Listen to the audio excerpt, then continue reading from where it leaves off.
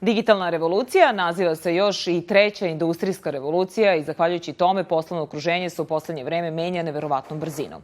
Ko uspe da prati promene, uspeće i u biznisu. Naš gost ovoga jutra je Branislav Vujović, predsjednik kompanije New Frontier Group, koja je jedna od najbrže rastućih kompanija u oblasti IT usluga na svetu. Dobro jutro i dobrodošli u Novi dan. Dobro jutro, bolje vas našao. Vi ste zaista pravi sagovornik za ovu temu, pa hajde nam i objasnite šta je to digitalna revolucija i šta se zapravo podrazumeva pod tom digitalnom transformacijom. Digitalna revolucija ima dve reči, digitalna i revolucija. Digitalna je zato što se naš život menja i poslovni i privatni pod jakim uticajem novih tehnologija koje su digitalna računarska i komunikacijona tehnologija. A revolucija je zato što se menjaju svi zakoni koji... Znate, u revoluciji se sve promeni. Pa i zakoni, uslovi pod kojim radite, pravila. I na to ćemo se vratiti. Ali ako pitate mene lično kako ja osjećam digitalnu revoluciju, ja imam 3 osnovne karakteristike. Prva je da sada mi je radno vreme promenjeno. Druga je da malo mi u leđima lakše. I treća je malo me boli prst. Zašto? Zato što radim 24 sata. Verujem da i vi kad ustanete prvo pogledate šta ste dobili, koji email i koji vam je plan danas. Drugo je, ovi uređaji sa kojima danas radimo mnogo su lakši nego što su bili oni pre. Vi ne možete da zamislite kako je bio težak onaj laptop prvi koji smo imali. I treći je sad prstom jako mnogo radite i zbog toga je to za mene nekakva digitalna revolucija. Ali šalu na stranu. Dobro, zato je vaša kompanija jedna od najuspešnijih u svetu, zato što i radite 24 sata. Možda i to, ali pazite, kad dobijete poruku ne možete da ne odgovorite. Kad napravi onaj ping, vi ste u tom stanju. Ali mislim da je situacija, kad pitate o digitalnoj transformaciji, tu sad ima više definicija. Osnovna stvar je da većina naših preduzeća, kad kažem naših, mislim u celom svetu, dolazi iz industrijskog vremena, pogotovo velika preduzeća. I oni se ne snalaze baš najbolje. I onda moraju da naprave jedan ozbiljan plan kako će iz industrijskog vremena da pređu u digitalno vreme. Kako će da se prilagode i da iskoriste i mogućnosti digitalne revolucije, a ujedno i da se odbrane od opasnosti koje ona donosi. Sada da čujemo koje su te prednosti te digitalne transformacije. Pa evo, daću vam jedan mali primer. Metropolitan Opera ima 3800 sedišta. I sad ako vi hoćete da prodate karte za jednu predstavu, koliko karata možete da prodate? 3800, logično. U industrijsko vreme. U digitalno vreme možete prodati milione karata. Metropolitan Opera je inače jako inovativna i oni su napravili da možete posmatrati direktan prenos iz Metropolitan Opere, bilo koje opere koju vi želite, u raznim bioskopima širom sveta. Cineplex koji postoji i u Beogradu je uključen u to. U Beču platite malo više nego što je za normalnu bioskopsku kartu i možete da posmatrate ili operu iz Metropolitan Opere ili da posmatrate Bolšoj balet iz Rusije ili možete posmatrate Šekspir teatar iz Londona.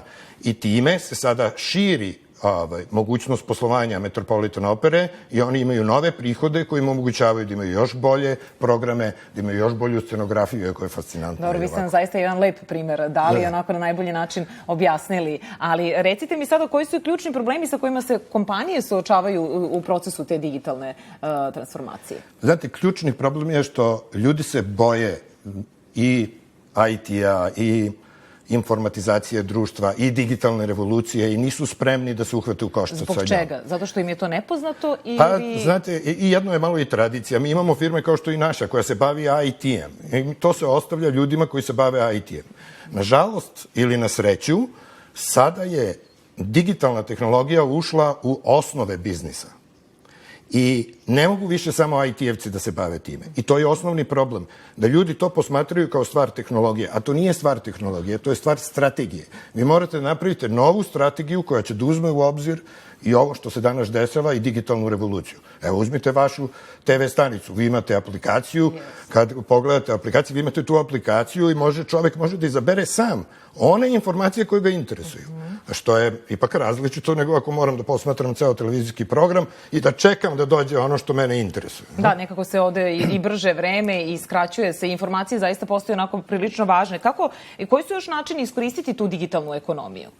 Pa evo, da uzmemo primer, jedan primer kako iskoristiti digitalno koji je relativno jednostavan je, formira se jako mnogo start-up firmi koji imaju neku ideju. Ideje, zbog toga što je to novo, sada što je digitalno pa novo, ideje se rađaju mnogo brže i mnogo lakše, pogotovo mladi ljudi koji to razumeju, kojim je to u krvi, oni mogu to da urade, kao što ih zovu od millennium generacije pa nadalje. To je jedan način kako možete da treba podržati start-upove i preduzetništvo u principu da bi oni napravili od toga firmu. To nije ni malo lako, da se razumemo, to je vrlo težak posao. Ali šta je najvažnije? Da li ideja je najvažnija tu?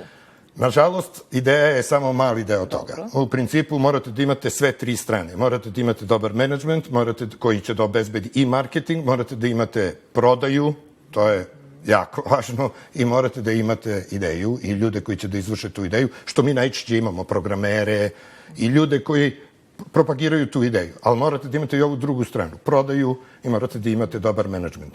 I zato mi kao firma i pomažemo start-upove i radimo sa start-upovima i omogućavamo da dobiju ovu drugu stranu. Ako imaju dobru ideju, mi ćemo im omogućiti izlazak na tržište.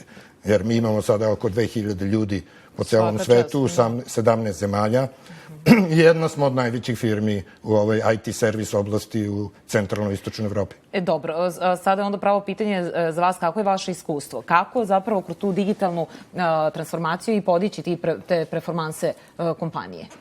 Da, to ima raznih primjera i načina. Pogledajte ovde od start-upa koji imate, kao što je Nordeus u Srbiji, koji je napravio igru, koju sad čitam da već imaju 100 miliona igrača, to je najveći fudbalski tim na svetu, oni menadžuju to i vrlo su uspešni u tom poslu, a imate i drugu stranu, imate Telenor, koji vam je sad omogućio da imate mobilnu banku.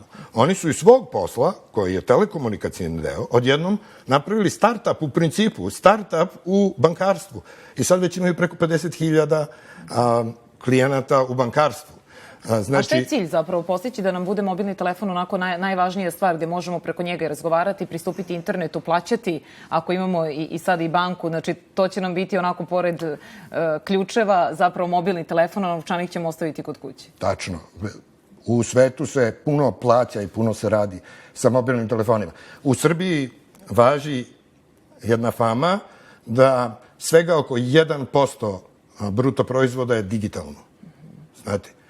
A to je zato što se meri koliko se proda preko interneta ili koliko se kupi preko interneta. I tačno je da je to toliko.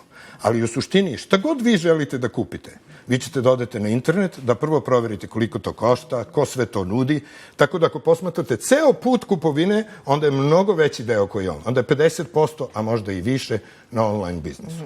Drugo, postoje i sasvim drugi principi. Da vam kažem samo jedan. Goldcorp je korporacija koja je imala zlatne rudnike u Kanadi.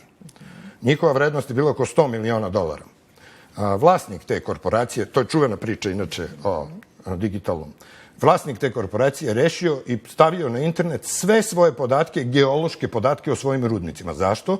Zato što je platio ogromna sredstva do tada da bi pronašao gde se nalazi još zlato u toj teritoriji na kojoj on ima prava. I nije mogao da pronađe. I onda je stavio na internet i obećao $575.000 timu koji će da mu pomogne da nađe najviše zlata na osnovu tih geoloških podataka. To se zove crowdsourcing. Oni su mu pronašli, ta firma danas vredi preko $10 milijardi i tačno tamo gde su mu rekli, ljudi koji su iz raznih struka skupili tim i napravili ga, su mu omogućili da danas bude milijarder. Da, dobro.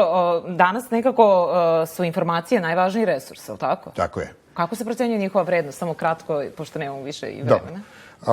Informacije, dve su stvari koje su za vas lično kada vi procenjujete vrednost informacije. Jedno je koliko je to interesantno za vas i drugo je koliko ste naučili iz te informacije. Jer ako mi vam damo korisnu informaciju da nešto naučite i ako je to ono što vi tražite, to je jako velika vrednost informacije. Daću vam samo jedan kratak primer. Engleske bolnice su počele da objavljuju uspeh operacija na otvorenom srcu. Od kad su počele da objavljuju taj uspeh se povećao za 50%. Izračunajte koliko je života sačuvano, samim tim vidjet ćete koja je vrednost informacije. Vi ste nama dali zaista korisne informacije ovoga jutra i nije ni čudo onda što je vaša kompanija jesu i korisne, interesantne i sve ostalo. Hvala vam mnogo što ste bili gost novog dana. Hvala vam na pozivu. Da, moj gost je bio predsjednik kompanije New Frontier Group Branislav Vujović. Kratka pauza, onda prelazimo na našu regionalnu temu. Čut ćete još interesantnih informacija.